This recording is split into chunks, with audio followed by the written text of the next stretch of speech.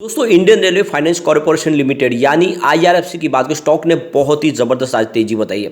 Stock बिल्कुल वहीं से बाउंस बैक कर गया जहां से मैंने आपको कहा था कि 28 के आसपास आपको खरीदारी करनी चाहिए और बिल्कुल वो लेवल देखने को मिला और वहां से फिर से शानदार तेजी का वातावरण बनना शुरू हो गया।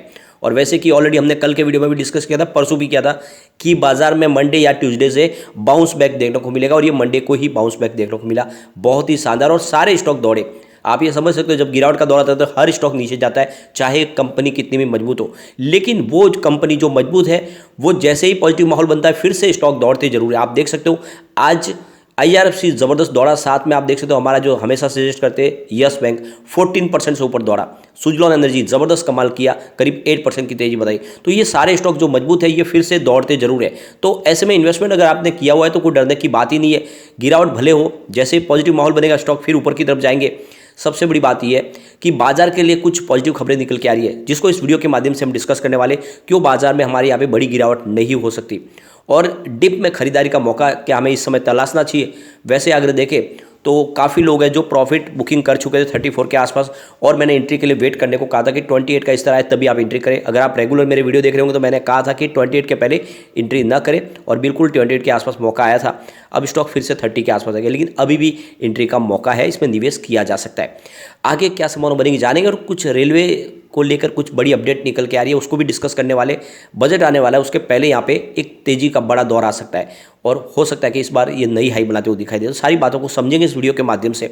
सबसे पहले अगर हम बाजार की बात करें तो बीएसई सेंसेक्स आज फिर से 60,566 के स्तर को टच करने में कामयाब रहा, यानी 721 पॉइंट की ज़बरदस्त तेजी थी। 1.20% दौड़ा हमारा बीएसई सेंसेक्स। आपने देखा होगा फ्राइडे को 980 पॉइंट की गिरावट थी, लेकिन उसमें आप देख सकते हो कि अच्छी खासी वापस रिकवरी हो चुकी है। आप ये भी समझ रहे होंगे कि जो गिरावट का दौर था वो ज़्यादा नुकसान कर गया था स्मॉल कैप को, तो फिर से आज स्मॉल कैप में अच्छी खासी रिकवरी भी हुई है। ये बात अलग है कि जितनी गिरावट हुई थी उससे थोड़ी सी कम रिकवरी है, लेकिन फिर भी अच्छी खासी रिकवरी हुई है।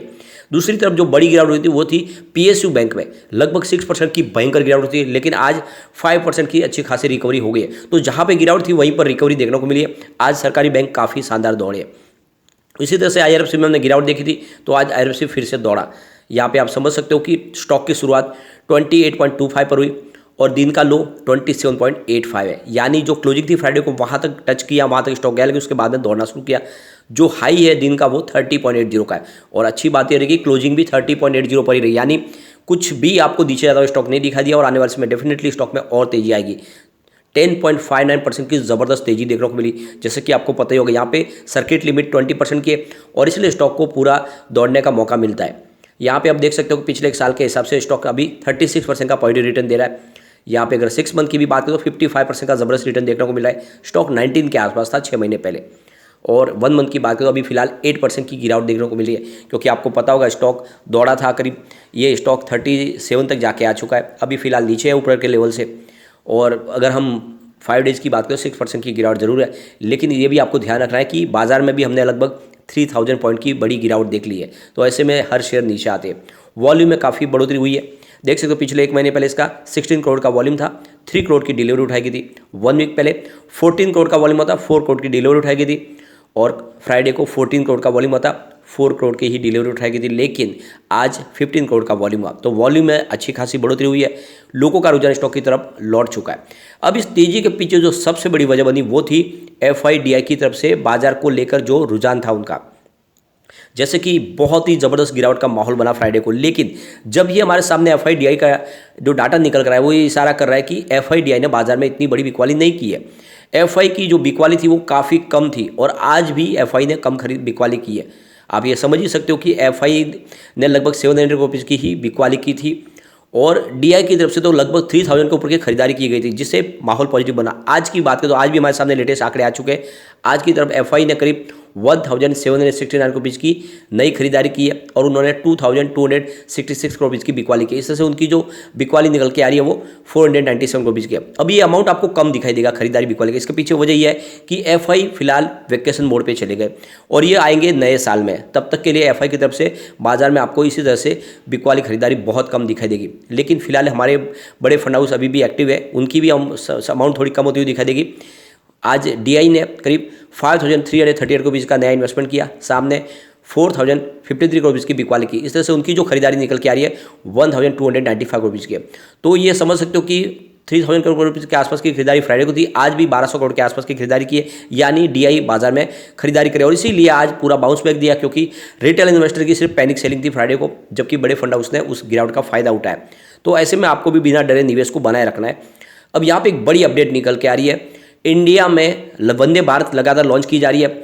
अब 30 दिसंबर को हमारे पीएम नरेंद्र मोदी जी कलकत्ता को भी एक वंदे भारत देने जा रहे हैं। तो ये आप देख सकते हो कि वंदे भारत जो लॉन्च होगी यह हावड़ा जंक्शन से लेके न्यू जलपाईगुड़ी के लिए होगी और ये जो सफ़र होगा ये 7.5 घंटे में ही पूरा हो जाएगा। तो यहाँ पे 30 दिसंबर से कलकत्ता में भी वंदे भारत मिलने वाली है।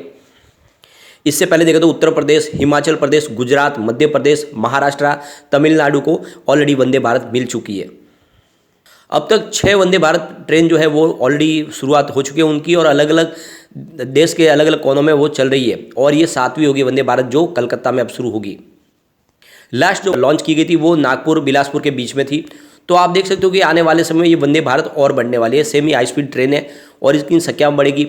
तो ये समझ सकते हो इसका फायदा आईआरएफसी को मिलेगा, क्योंकि काफ़ी ज़्यादा इनके बनने में खर्च लगने वाला है, वो सारा का सारा आईआरएफसी प्रोवाइड करेगी।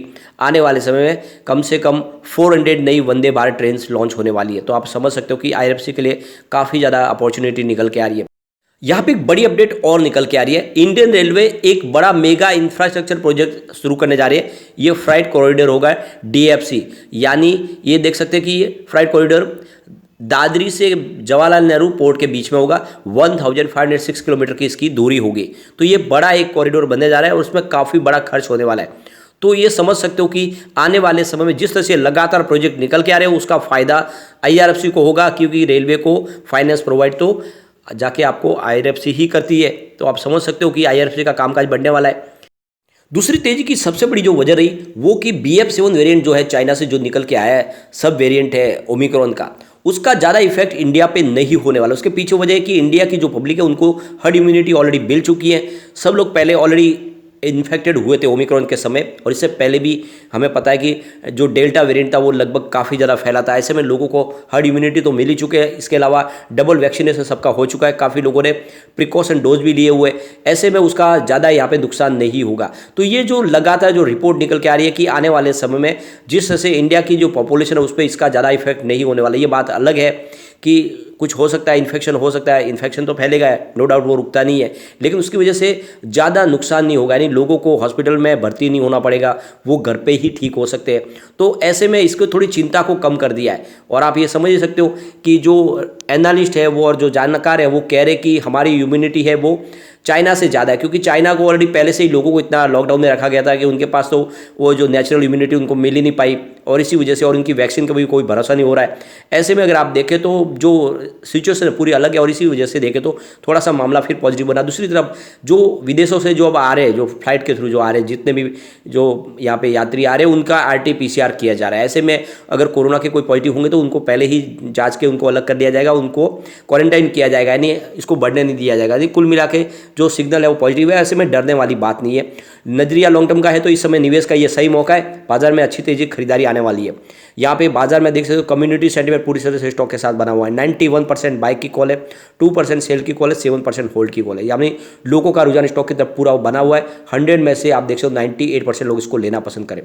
तो बिल्कुल बिना डरे निवेश को बनाए रखें। ये स्टॉक वाकई में आने वाले समय बजट तक बहुत तेजी से ऊपर जाने वाला है। लेकिन फ्रेंड, कोई भी इन्वेस्टमेंट करने से पहले अपने फाइनेंशियल एडवाइजर से बारे ले या अपना खुद का रिसर्च करें, क्योंकि मैंने वीडियो आपके एजुकेशनल पर्पज के लिए ही बनाया। वीडियो पसंद आए तो लाइक शेयर जरूर कीजिए और चैनल को सब्सक्राइब कर दीजिए। Thank you friend.